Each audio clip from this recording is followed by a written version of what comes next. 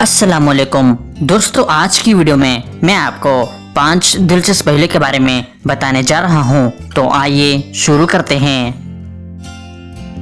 पहले नंबर 1, दुनिया में सबसे पहली कब्र किसकी बनाई गई?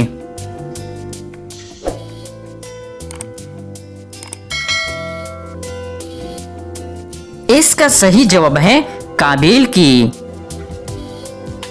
पहले नंबर 2, कितने दिनों से पहले कुरान पाक मुकम्मल करना मना है?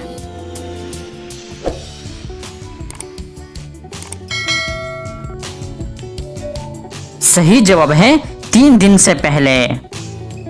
पहले नंबर 3, वो कौन सा परिंदा है जो जल भी जाए तो जिंदा रहता है?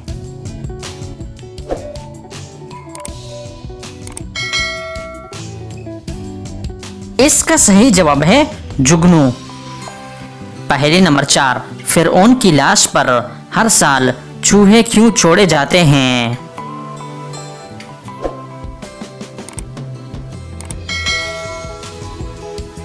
सही जवाब है इसका बड़ा हुआ गोश्त खाने के लिए। पहले नंबर 5, वो कौन सी नमाज है जिसमें एक रकात में 2 की बजाय 4 सजदे करते हैं?